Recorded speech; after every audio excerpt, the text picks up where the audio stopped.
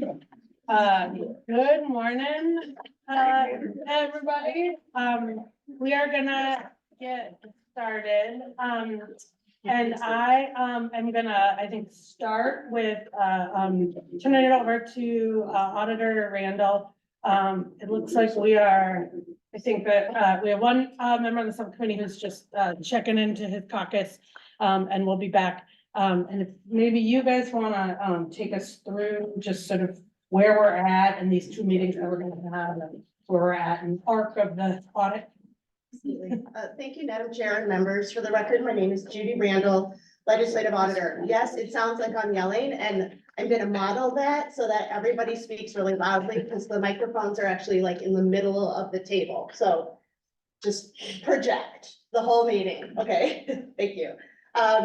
So today we have a really full agenda with really kind of three different parts. The first part is the evaluation subcommittee, and those members are all sitting kind of closest to the front here, where they are going to review the 10 final topics that are being considered and select.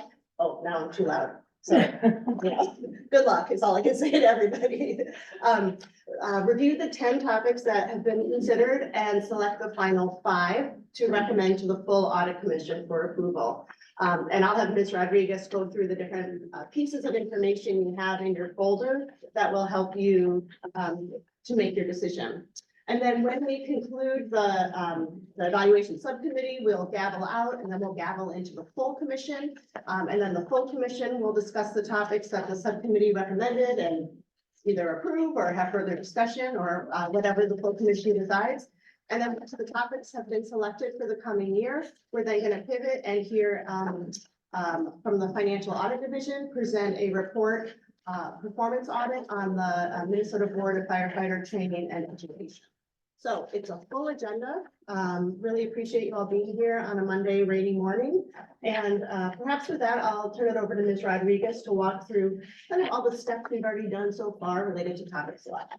Sure. Thank you very much. For the record, my name is Jody Munson Rodriguez. I'm the Deputy Legislative Auditor for OLA's Program Evaluation Division. And actually, before I jump into this process, I just did want to remind all of the LAC that we are about to release a couple of our last evaluations from the 2023 slate. So last week, we did release our report on Minnesota Housing Down Payment Assistance.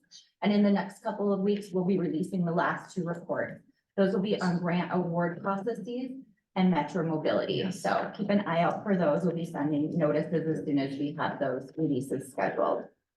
Now going back to the matter at hand, topic selection. Very excited to get our next slate of topics. So far, I just want to remind everyone where we're at in the process. We started out with a giant list of over about 100 topics. We narrowed that down to 15, provided you all with some information about those 15 topics based on the criteria that the selection committee has decided it wants to use when deciding which topics will be the most kind of promising in terms of where we can have impact. Narrow that down to 10, send out a survey, and now here we are with a large amount of information for you to consider as you're making your final selection. So I'll just walk you through these packets really quickly so you know what's in front of you. The first page, the white one with the teal bars, these are the results of the legislative survey. We received 116 responses. And so you can see where those responses kind of laid out there. This is just one piece of information for you all to take into consideration. As I said, we do have selection criteria that the Legislative Audit Commission has agreed to use when making decisions. That's on that blue sheet there in case you need a reminder of what those selection criteria are. And based on those selection criteria, the Office of the Legislative Auditor, our evaluation staff went through and determined which topics we thought would be kind of the most to the least promising, using those criteria and determining where we think we could potentially have the largest impact. So you see our determinations on that yellow sheet right here. I'm just gonna pause for a second because I feel like I'm talking very quickly. Then moving forward, we have a whole packet of the background papers that we put together on the final 10 topics that are up for consideration for evaluation. So I will pause there and I will ask if anyone has questions about any of this information about the process, and I'd be happy to answer those.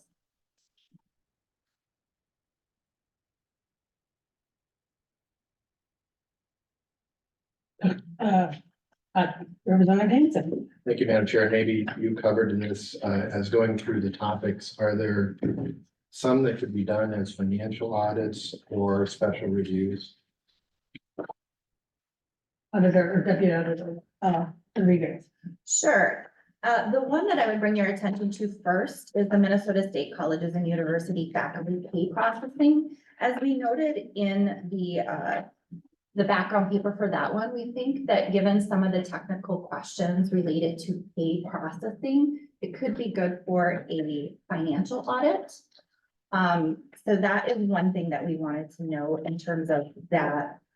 For special reviews, I will send it over to the legislative auditor.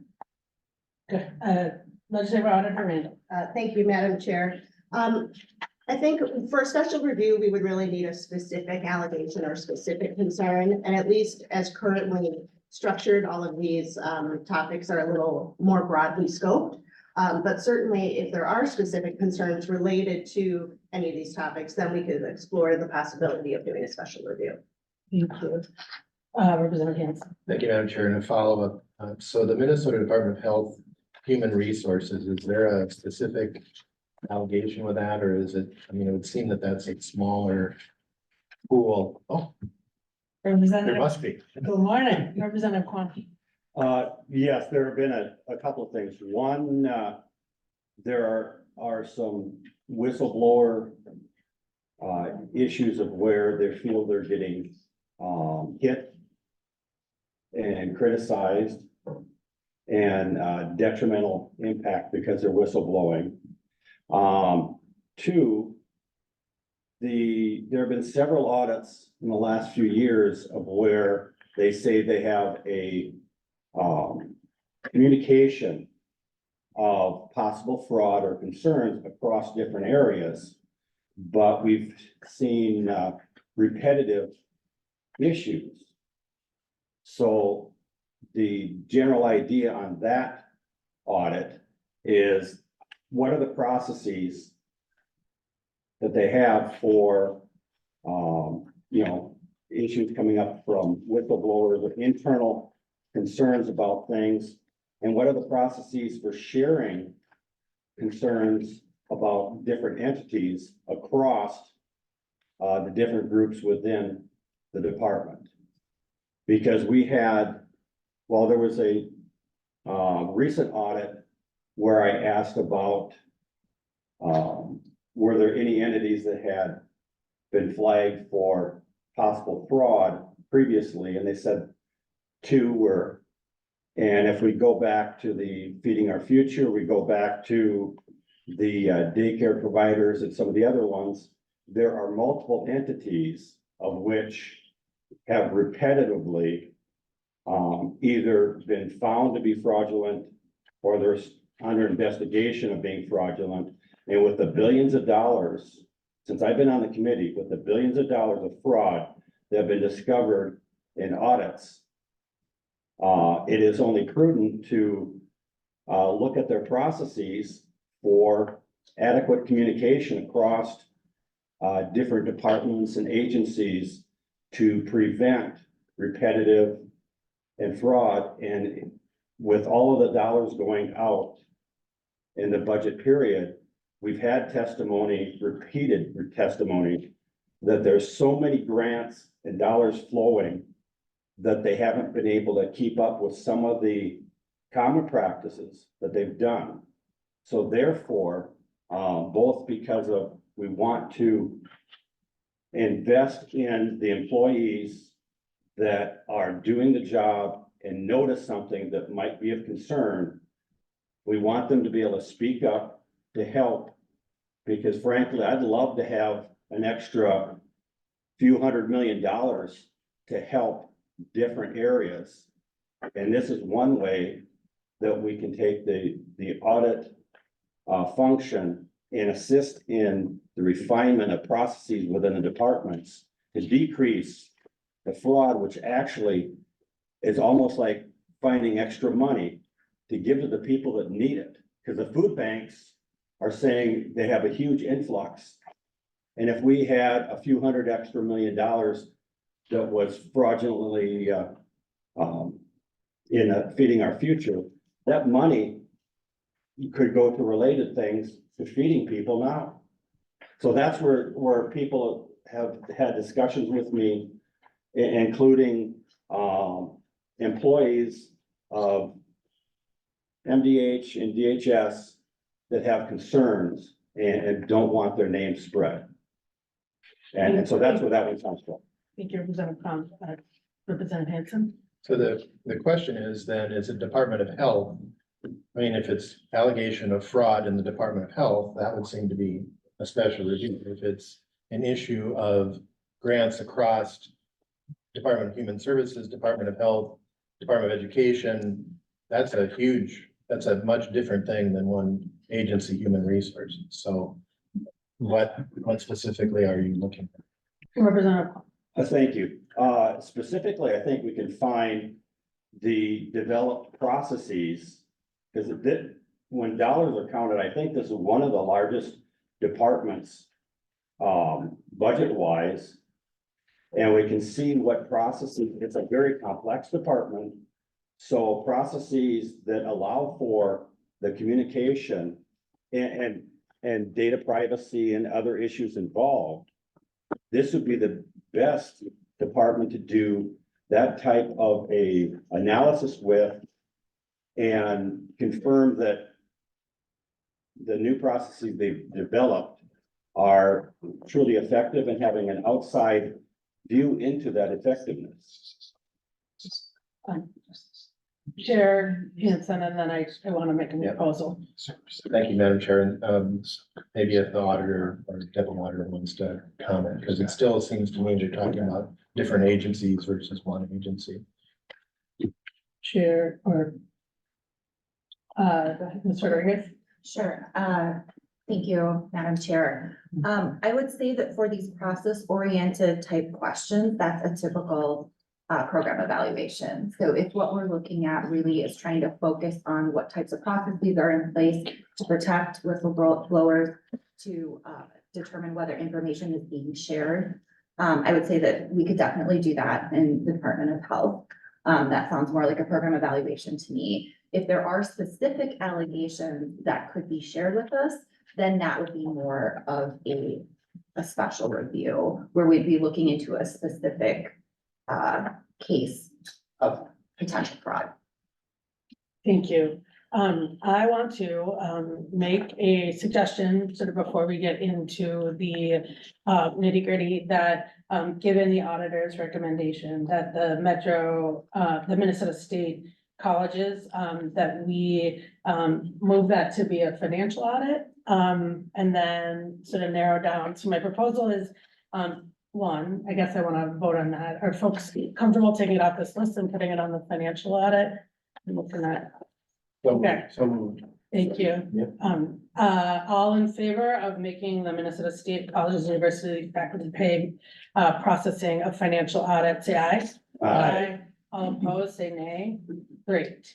The next thing I think it would be helpful to do, and we just, because sort of the next part of this, for the subcommittee, is getting into the weeds. I will say that I just learned this morning that our stack of surveys from the House Steel Caucus didn't make it to the auditor in time, which is fine, because what we're doing here is taking what's on the survey, what's in the auditor's recommendation, and some of the conversations that we've had. What I think we'll be able to do is maybe go around the subcommittee, and if everybody could name their top priority that hasn't been named before, so we can get to a list of 6. If that works, I think then that would allow us to sort of focus in, and then we would have to get from 6 to 5.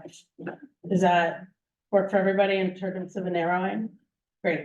Question? Yeah, yeah. So does that mean you're So, going rest. to completely ignore the voting? So that was not in the Senator S. We are now down to 10 that we moved in the last question. So that wasn't one of, that was on the list. I think what we did is took the top 10 above. So that hasn't been, that was dropped in the last round with 4 other ones.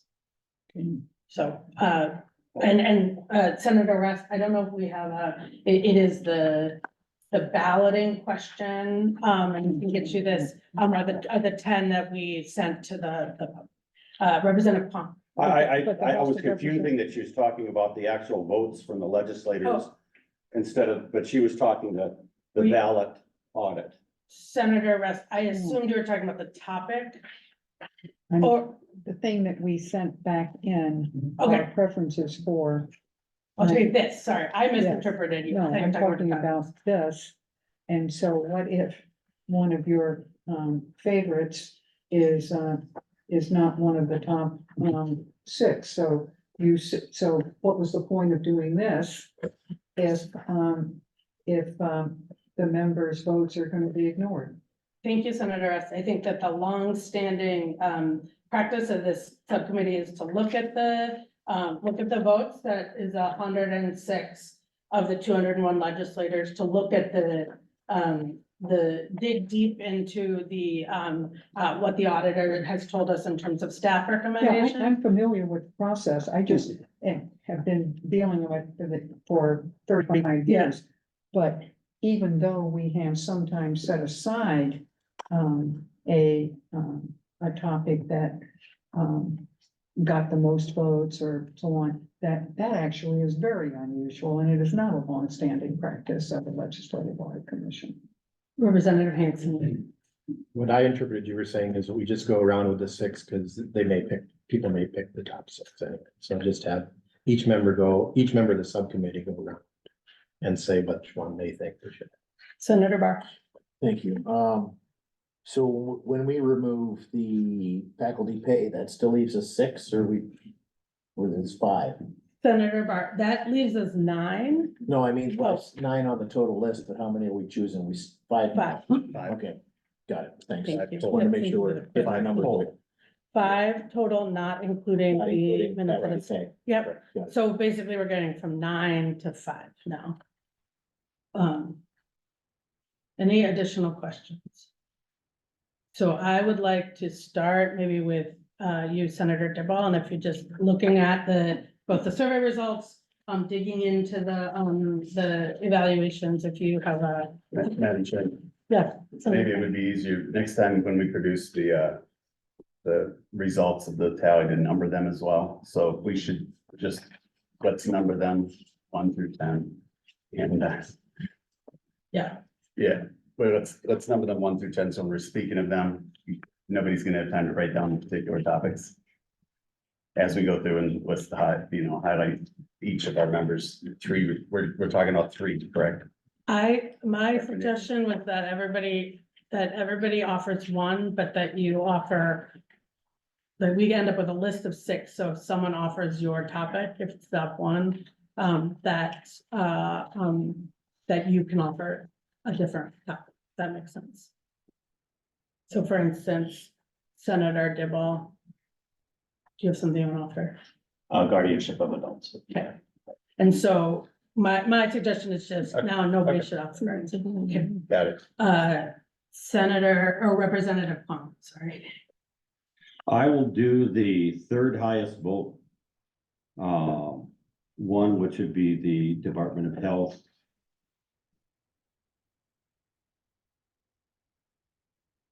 Representative Hanson. I go with the broadband development.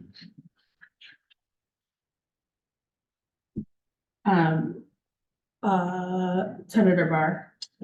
Department of Natural Resources Land Acquisition. Senator Graham. Department of Employment and Economic Development Grant. And then I will go with the community benefits at nonprofit hospitals. So just to recap. What that leaves, the things we left behind are with that list are so not on the list, just so folks are looking at it, is oversight of veterans homes, the Minnesota agricultural water quality, and then the Department of Corrections complaints and investigations, which turn out to be the bottom three. So we accomplished that just by preference, or by doing that.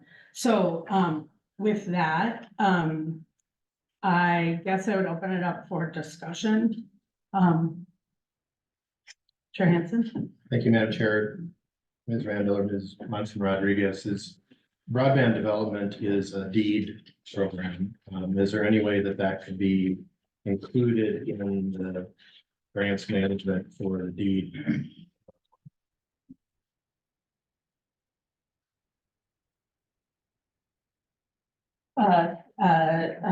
Ms. Rodriguez. Thank you, Madam Chair. Representative Hanson, I think that, as you point out, because the Office of Broadband Development is in deed, that could be the deed program that we look at. If you take a look at the deed background paper, one of the things we noted is that it would be unfeasible for us to look at all grants management within deed. It is very large. It has many programs. We would need to choose both a division and likely a small set of grants to focus on. So yes, we could, as the D program, focus on grants within the broadband development division. If that answers your question. Before I get to Representative Com, I just wanted Senator, Coran, who put that on the list, is there, do you want to respond to that, or? Madam Chair and Representative Hanson, and, if we could add, right, if we're gonna go through that pool of, you've got a wide variety of topics, I would agree. Let's include as a priority of broadband in that review, and then whatever other grant programs you choose or that you have time, or that you would fit into the selection. So I would agree with that. Representative Hanson. Thank you, Madam Chair. I'm Sorry. willing to put broadband into the deed one. I think we have hundreds of millions of dollars of state dollars that are going out. Yeah. There's hundreds of millions of dollars of More. federal money that are coming that will go out through deed. So it's a lot of money, and I think that's something that would be a grant thing that could be in there. So I would, drop that from the list and put that, if that's incorporated into Senator Cram's proposal for deed, and then we'd be at 5. And Madam Chair, Or Senator Cran. and yeah, I think when you look at it, we ultimately ended at the top 5 scoring. Taking out the, when we rolled broadband in, well, without broadband, but we removed the Minnesota colleges, and so we essentially had the top 5. And so I would, if anybody's ready to make a motion to accept the, I would like, So wait, oh, God. Senator Cran, Representative Com, and I'll open this up maybe for discussion too.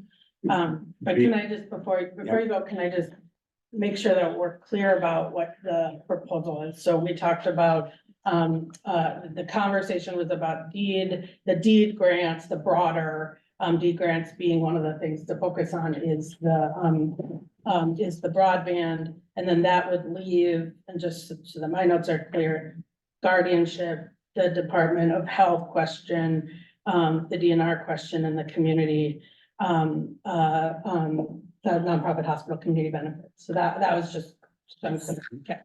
Representative Plum. because I listened to the verbiage that Representative Hanson used.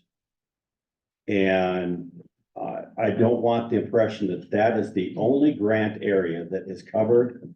Indeed, because if you look, broadband development received the least number of votes.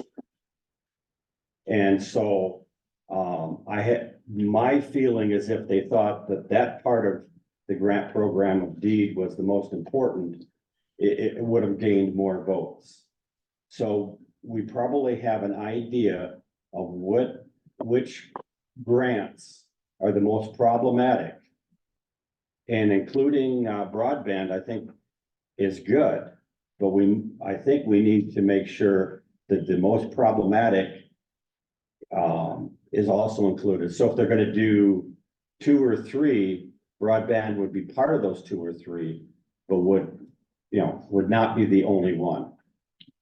Representative Hanson, and then I might go to the auditor. Thank you, Madam Chair. And that was my intent, that I said incorporated in, it's one of those. And, if we look at the yellow sheet, broadband is number 3 in terms of most promising. And I think we need to take a look at it. There are other things that's with the scoping that occurs, following the selection, if the full commission supports that, we would begin looking at it.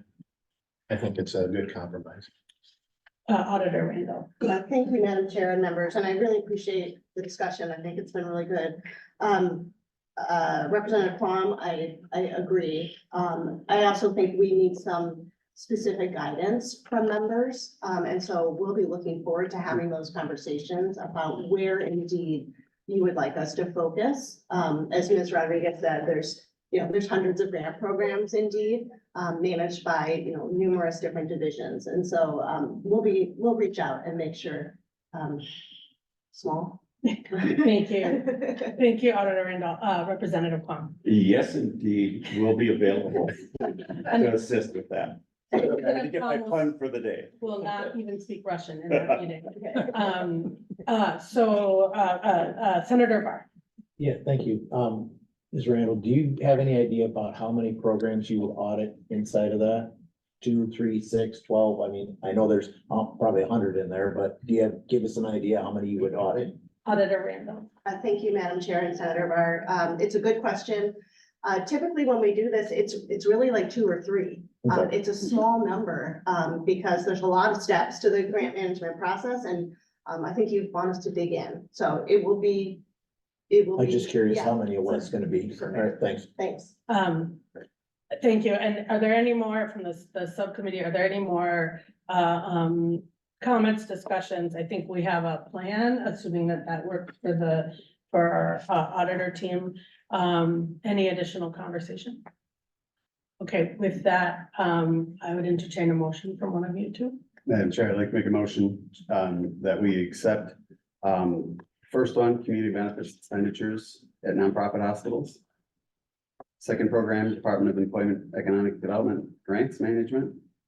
Third being Department of Natural Resources Land Acquisition. Fourth being guardianship of adults.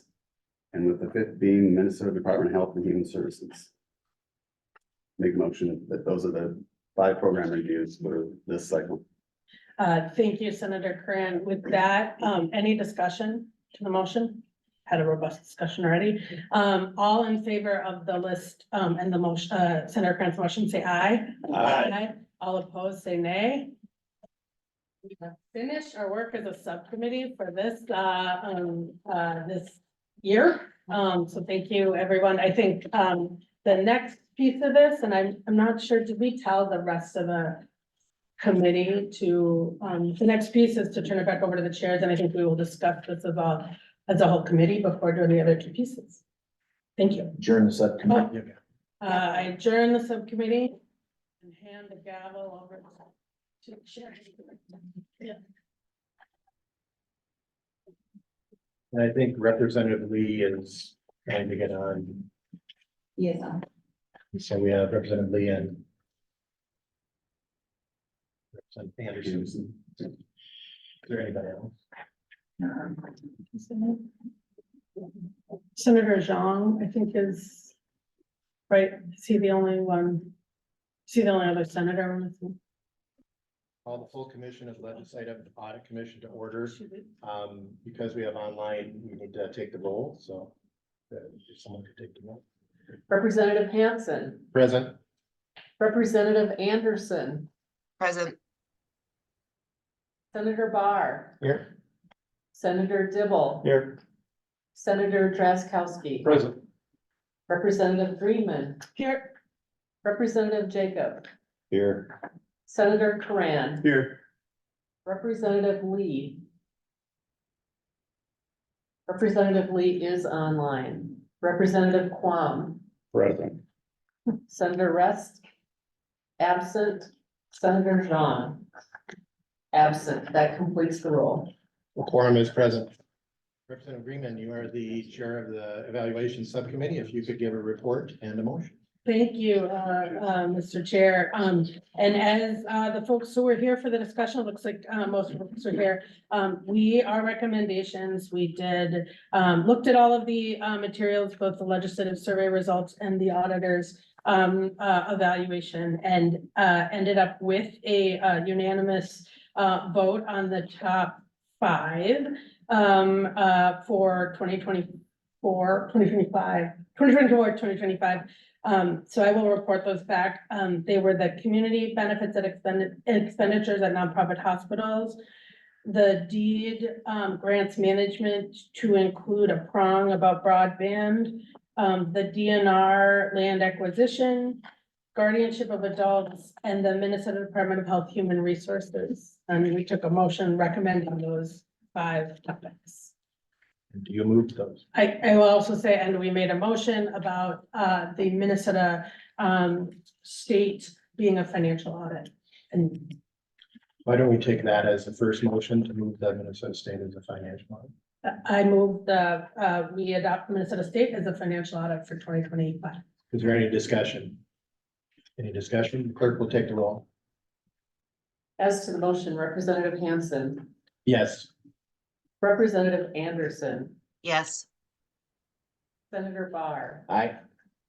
Senator Dibble, Aye. Senator Drazkowski. Aye. Representative Greenman, Aye. Representative Jacob, Aye. Senator Coran, Aye. Representative Lee.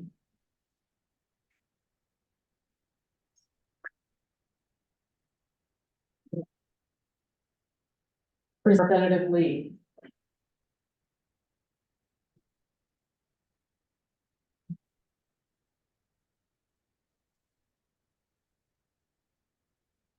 Looks like he was rejoining the meeting. Representative Plum, Aye. the motion passes unanimously. Motion prevails. Next up, the evaluation recommendation. I move the 5 evaluation recommendations. Do you want me to restate them one more time? The 5 being that came out of the evaluation subcommittee, the community benefits expenditures at nonprofit hospitals, the deed grants management to include a prong as one of the grant programs of broadband, the DNR land acquisition, the guardianship of adults, and the Department of Health Human Resources topic. Representative Greenman moves. Is there any discussion? Any comments from the auditor or deputy? The clerk will take the roll. As to the motion, Representative Hanson, Yes. Representative Anderson, Yes. Senator Barr, Aye. Senator Dibble, Aye. Senator Drazkowski. Aye. Representative Greenman, Aye. Representative Jacob, Aye. Senator Coran, Aye. Representative Lee. So he was on. Oh, can I see him on? Okay, Representative Plum Dot. All the translation. and Senator Jean. Aye. Mute. We should try Representative Lee again. Representative Lee. That's not fair. Just isn't right. The vote. Representative Lee is still muted. Yeah. But the motion unanimously. Okay. Motion prevails. Auditor Randall, any other business that we have to conduct? Thank you, Mr. Chair. The next thing on our agenda is to hear from the Financial Audit Division on our recent performance audit related to the Minnesota Board of Firefighter Training and Education. So I do want to thank Chair Greenman and the Evaluation Subcommittee for a really thoughtful process this year. I'm excited about the topics you all selected, so thank you for your good work on that. And if we could just now move to hearing the next item on the agenda, I'll invite up the Zach Weiserman, who is the manager, and Ms. Lori Lyson, the deputy for the Financial Audit Division, and they'll do that presentation. Thank you. Welcome. And if you could state your name for the record.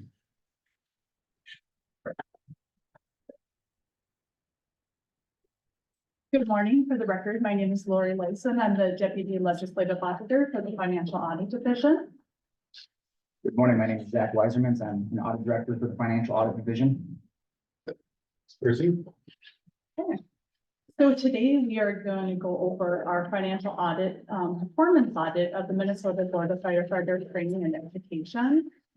This board is unique in that it's not a standalone board, similar to like, Emergency Medical Services Regulatory Board. Instead, it functions within the Department of Public Safety. And it has 2 employees, at the time of our audit. And so what this means is that really the Department of Public Safety is the entity that is responsible for ensuring that there is strong internal controls over day-to-day operations of the board. So in our audit, we did what we call a full scope audit. And that's really looking at all areas of operations. So we're looking at the payroll for the 2 employees. We're looking at revenue coming in. That could be things such as the licensing fees. And then we're also looking at non-payroll expenditures. This could be anything from contracts to grants that are going out to entities. You're going to see in our results that we actually have findings in most areas that we looked at. And in particular, we're going to highlight a couple around specifically aid and grants. And what you're going to see there is that it seems to have some uncertainty or unclarity. It's not very clear to the Department of Public Safety and the board as to whose responsibility it is for the oversight over these grants and aids. So with that, I will turn it over to Mr. Weiserman. Madam Chair, before we begin, Ms. Lyson, could you cover and just do a quick review of the timeline where this overlaps with the previous special review that we had about a year ago? So, and if there's an opportunity, highlight those issues that still persist or that, since the special review, or if there's any different, if there's an opportunity to provide differentiation while presenting the current financial review, that'd be helpful, I think, for everybody. Ms. Lyson? Sure. Thank you, Mr. Chair. So our audit is really looking at, I'm looking at the span. That could be changed for me. Page 3, thank you. Oh, I'm page 3. Page 9. Okay, so page 9 has our scope, which is at the top of page 9, July 1st of 2020 through December 31st of 2022.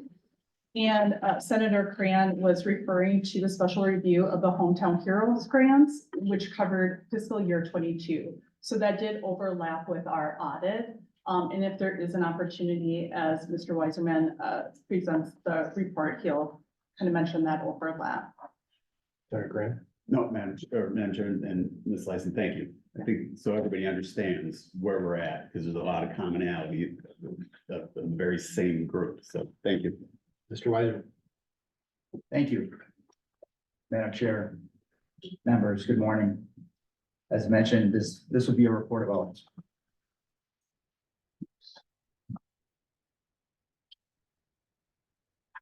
that's that, Patrick. Thank you. As mentioned, this will be in the agenda. This will be a report about the Minnesota Board of Firefighter Training and Education, which was released on March 27th, 2024. Again, my name is Zach Weigerman. I was the director on the audit. Other members that helped contribute to the audit work performed included Andrea Hess, Nicole Hagum, Crystal Nib, and Holly Runia.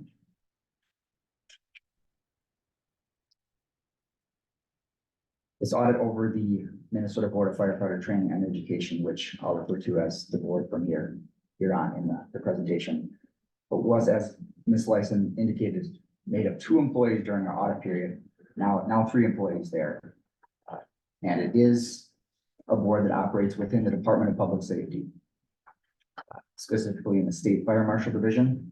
The primary duties of the board included, or do include from Minnesota statutes, providing training recommendations, developing and fostering firefighter education, licensing firefighters and establishing qualifications for fire training instructors, and reimbursing fire departments and other fire organizations for training and education.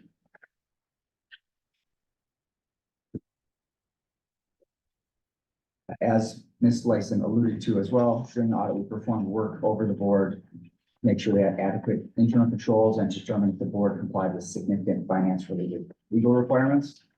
The time period was 2.5 years, so July 1st, 2020 through December 31st, 2022. The areas we examined included collection of firefighter license receipts, donations received by the board, payroll expenditures, non-payroll operating expenditures, and costs or expenditures related to training and aid reimbursements that the board had issued. When applicable, we also tested centralized support services the board received from EPS's fiscal and administrative services division.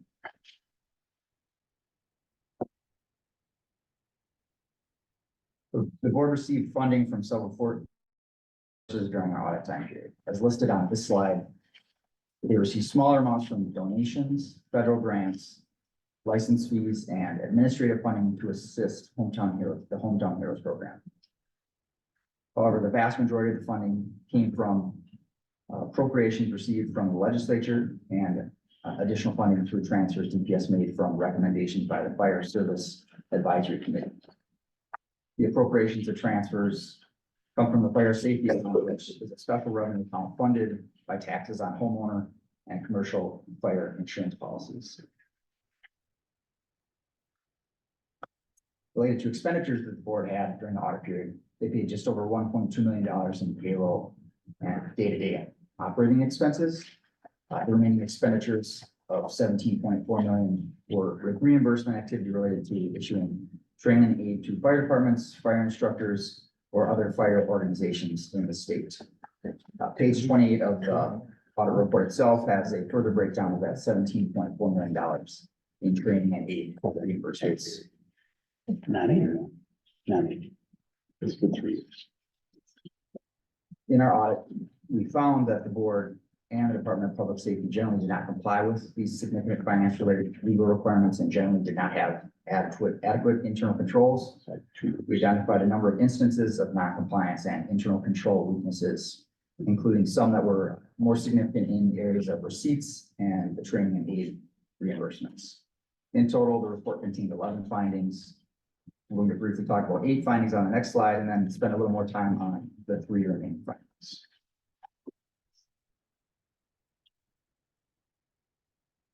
In our report, as noted, there were 8 findings related to these 6 areas at the board, including payroll, purchasing cards, fuel cards, procurement, training reimbursements, and timely deposits related to donations they received. An example of 2 of these findings briefly includes one related to payroll, where we found the board did not document or was not retaining documentation of pre-approvals for overtime or employee overtime hours. And a second example included donation receipts where the board deposited all 3 of their $105,000 checks late. Specifically, the checks were 2, 3, and 26 days late. As noted, the findings noted above on the slide, I'm going to now spend a little more time on the 3 remaining findings.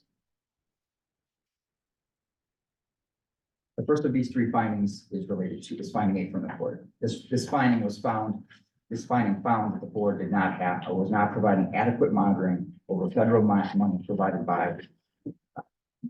for hazardous materials training. The board received $129,000 of federal funding to grant to fire departments for hazardous materials during our audit period. However, none of the reimbursements included all the required documentation.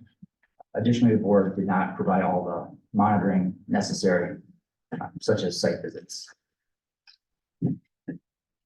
Our recommendations related to this finding include ensuring monitoring over federal training reimbursements is conducted, as well as strengthening the internal controls to ensure those monitoring items are performed. The next finding relates to the lack of oversight for aid issued to 4 statewide fire organizations. These organizations included the Arrowhead Regional Urban Search and Rescue Team, Minnesota Firefighter Initiative, also known as MinFire sometimes, Minnesota Air Rescue Team, and Task Force 1. For each of these organizations, MDOT was instructed to issue the money, the $4.2 million noted here, through reimbursement requests that were submitted to the board. However, no reimbursements were questioned due to the lack of authority to question how organizations used the funding, since the recipients were either named in law or recommended by the Fire Service Advisory Committee.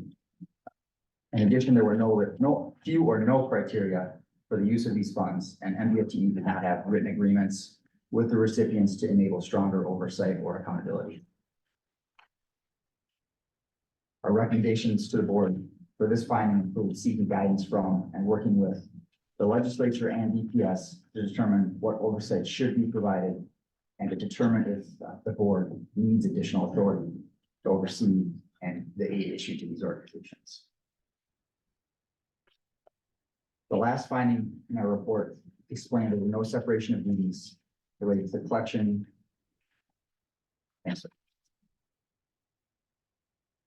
Related to the collection, depositing, and reporting of firefighter licensing fees. One employer was responsible for collecting and opening the mail of check receipts, depositing the checks, and recording the activity in the accounting system. When no separation of duties is present, there's a greater risk that these receipts could be mishandled or misappropriated. Our recommendation for this finding to the board is to comply with state policy by adequately separating the receipt duties. This was a brief overview of the OLA's report on the Minnesota Firefighter Board of Training and Education. I can open it up to any questions if you have any related to the audit findings. Members, any questions? Senator Cran. Mr. Chair, and thank you, Mr. Wiseman. The entire report, I mean, to me, it mirrors what we heard in the special review. It overlaps the exact same period. But I think more detail is the continued, or it was more detailed in showing that lack of compliance literally across the board, from deposits, lack of control, lack of defined responsibilities within the entities. One of the questions I had is, of the four primary organizations that you just covered that are the filter for all of these training programs that are all throughout the state.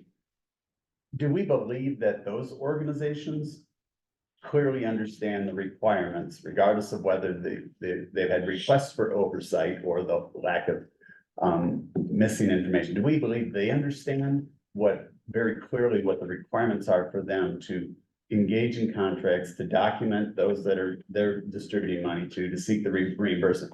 Do we think they fully understand the requirements? Mr. Wiseman.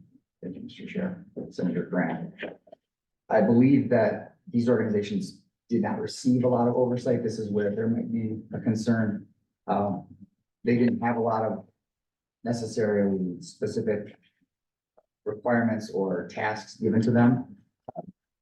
The statute which this is issued under, the only commentary they say is fire-related. Some of this money can be used for, or should be used for, fire-related regional response team programs and any other fire service programs that have potential for statewide impact. Beyond that, it doesn't necessarily even state that they need to be grants. And as noted, the board did not have agreements. I believe one of the organizations had an agreement with EPS, but that didn't specify necessarily requirements for financial pieces and how those should be submitted or looked at. Thank you, Mr. Wiseman. Mr. Chair. Yeah, and I think the challenge is, one, we want those dollars all going to the right place. And in most cases, they could be. But just this basic lack of compliance, whether we think it's a grant program or a contracted type service, because of lack of clarity in the directions from the legislature as well. A basic simple process of transparency and documentation of what are essentially state dollars when it's encumbered through them. And so for us, we don't want to beat anybody up, but they have an obligation everywhere we go about the transparency that must be required in the minimum requirements, good business process. We shouldn't have to define in detail in state statute, good basic business practices. You highlighted somewhere where we don't know if that's a program or a grant. Either way, we shouldn't have to go through the basic steps of step 1 through 100 of good business practices as it is being a steward of state dollars providing service. So I hope we get some comment, and I know it overlapped with what the special review was. So I'm really anxious to hear what's changed besides having a new person and one more resource But what are we gonna do to make sure this program that we can all stand behind and say, yeah, we know those dollars are going to the right thing. And we can prove to the citizens that we have all of the contractual relationships and we can dispel any perceived or real incestuous, inappropriate relationship through any of the organizations. The people are doing good work out there. We gotta make sure they have to prove it through following the guidelines of good business practices. So thank you. Senator Dibble.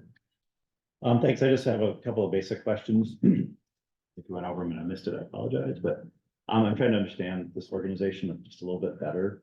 It's referred to as a board. So is it an agency of the Department of Public Safety, or is it quasi-official, quasi-independent, official, quasi-independent board? Who sits on that board? Assuming there's a board, and what are their board duties and responsibilities? What is their fiduciary responsibility? There's an executive director. Does the executive director report to the board, or does it report up through the org chain at the Department of Public Safety? Mr. Wiseman.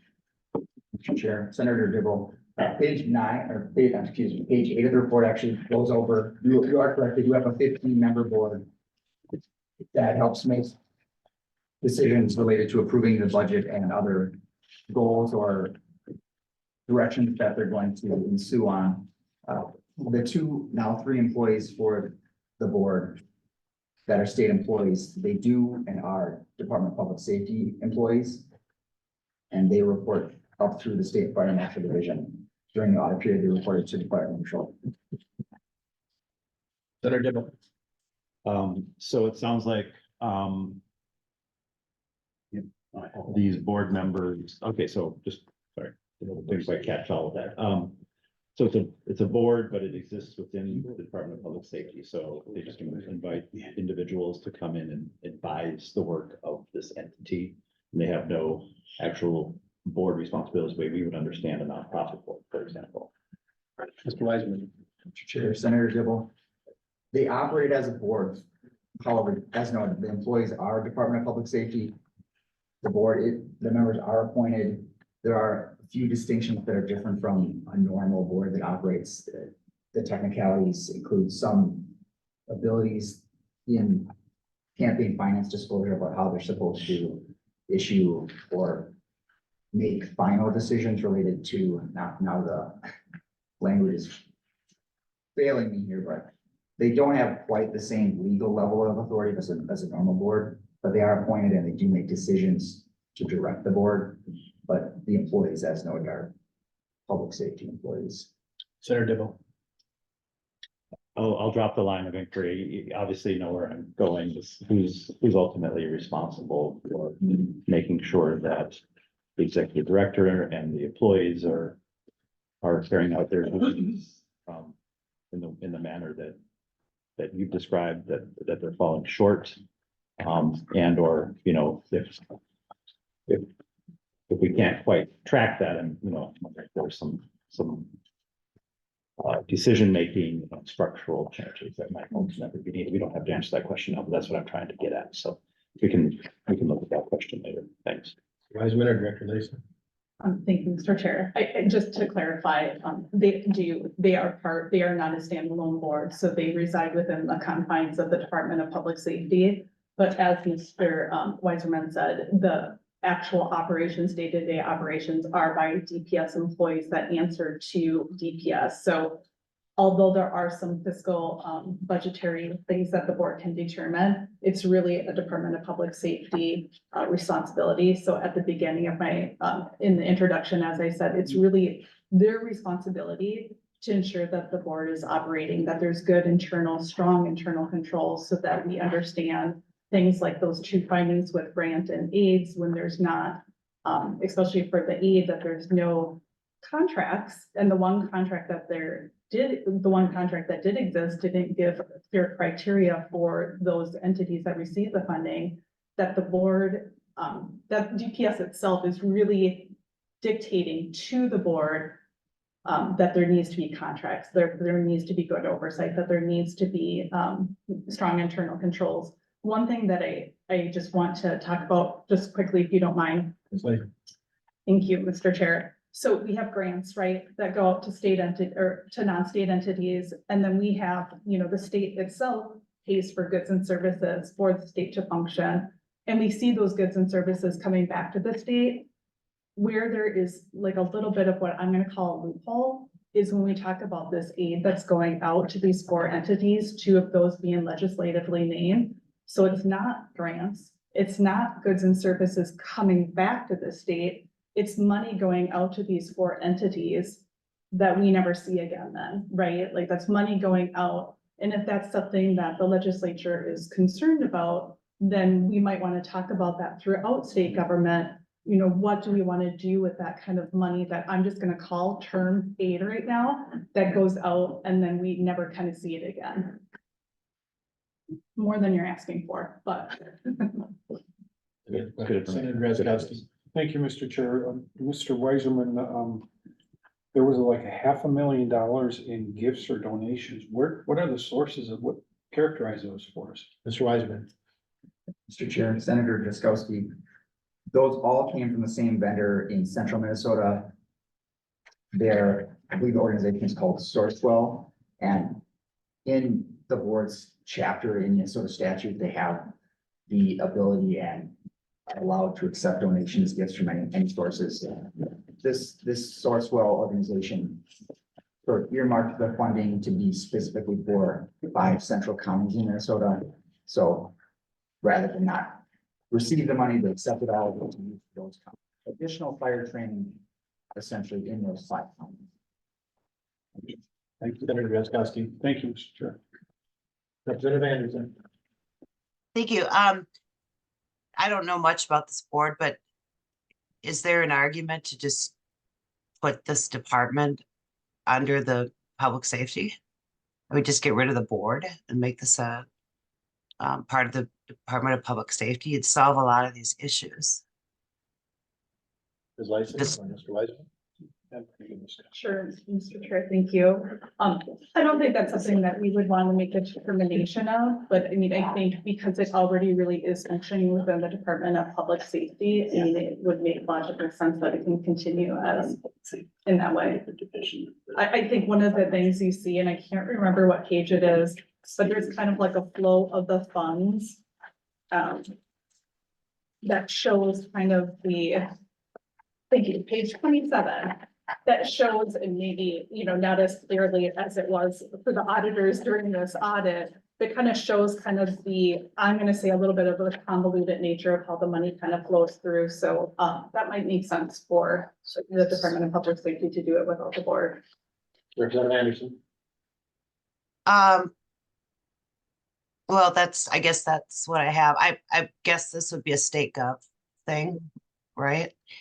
And I'm not sure who's on our commissions on that committee, but just a thought, this would solve it. Yeah. Is there anyone here from public safety to comment? I see the letters in the back.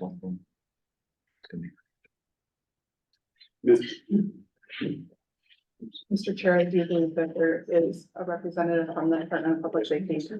Yep, we could address the commission. Hold the chair anywhere. All with front. Welcome, and if you could state your name for the record. Good morning, Mr. Chair. My name is John Cunningham. I'm the Assistant Commissioner for the Minnesota Department of Public Safety. Just a little bit of background, Mr. Chair. I started just over a year ago at DPS.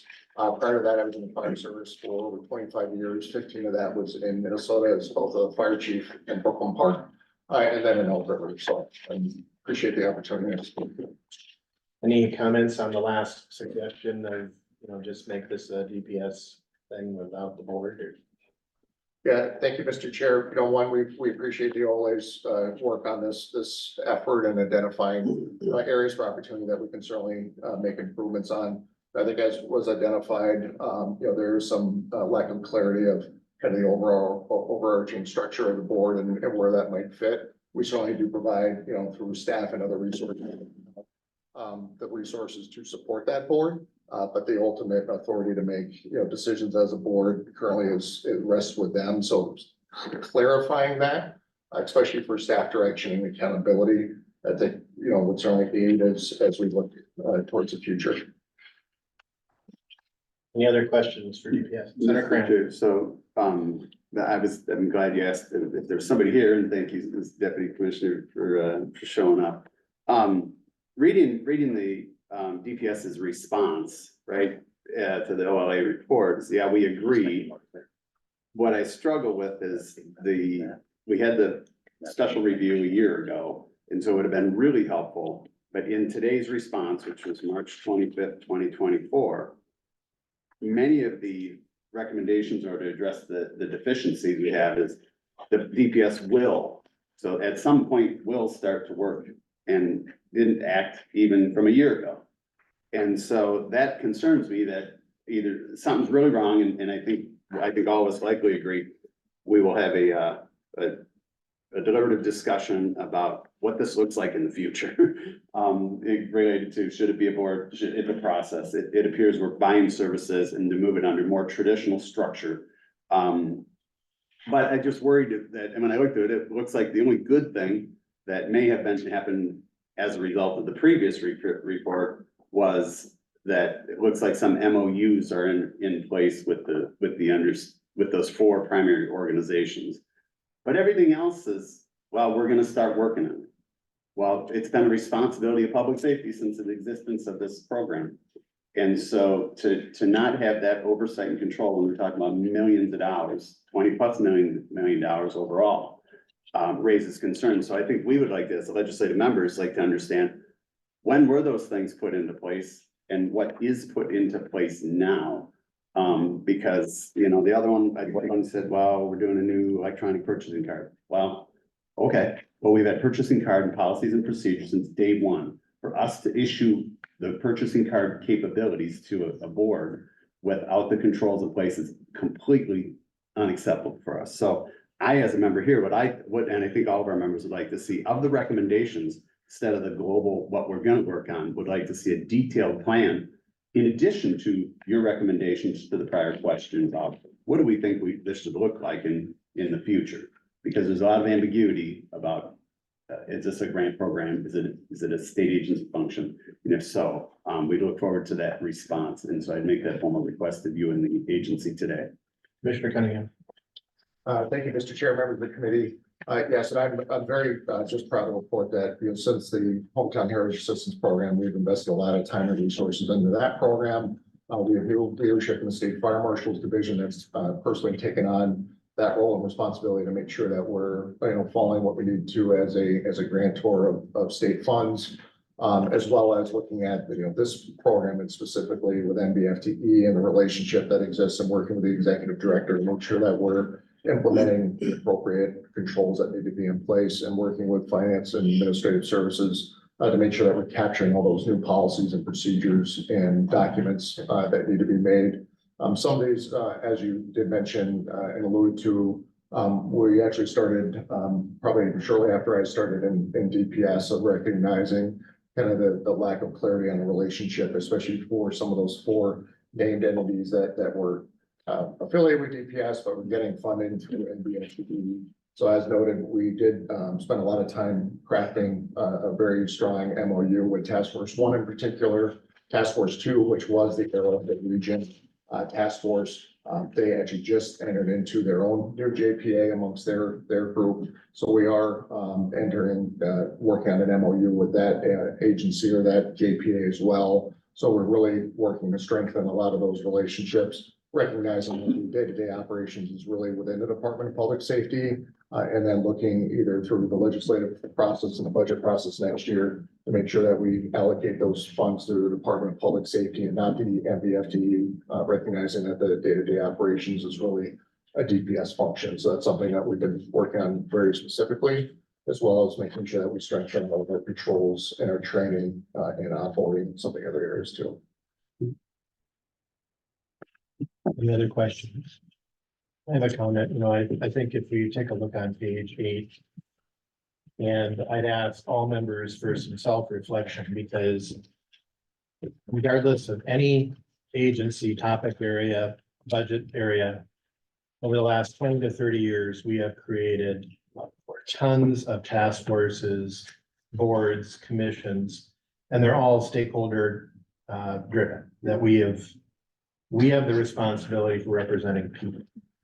But we provide that authority to boards with a variety of authorities. I mean, and for example, in this, it's hard to tell the authority line, you know, what is the chain of command?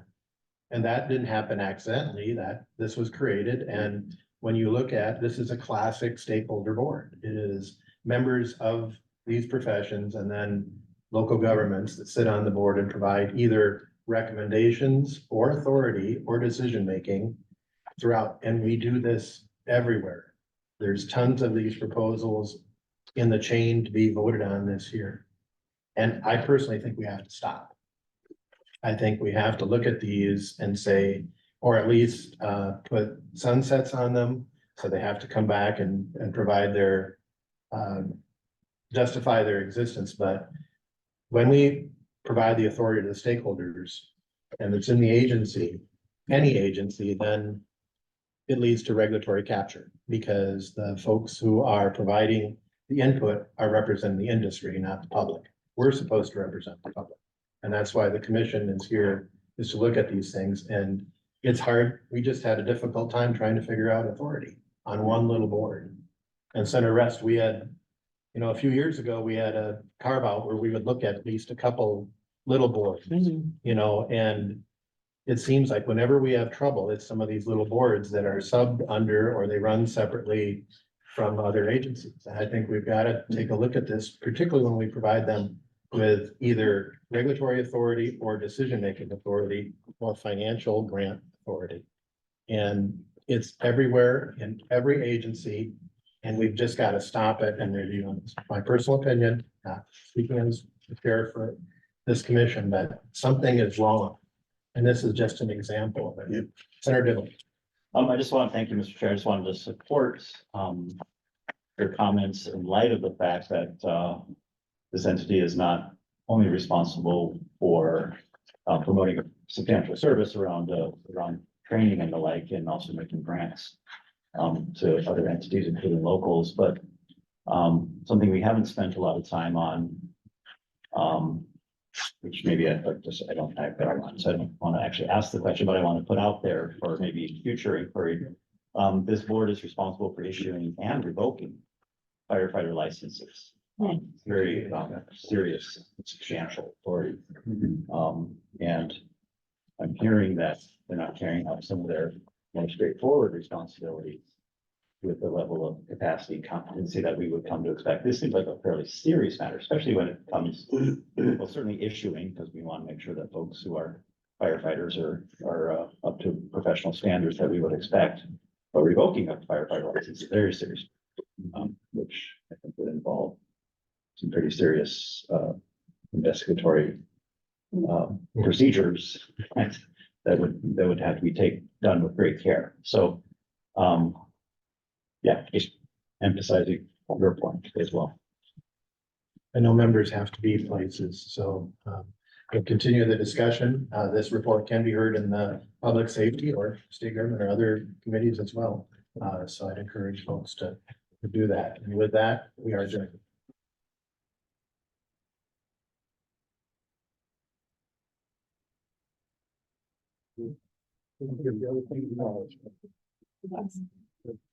That's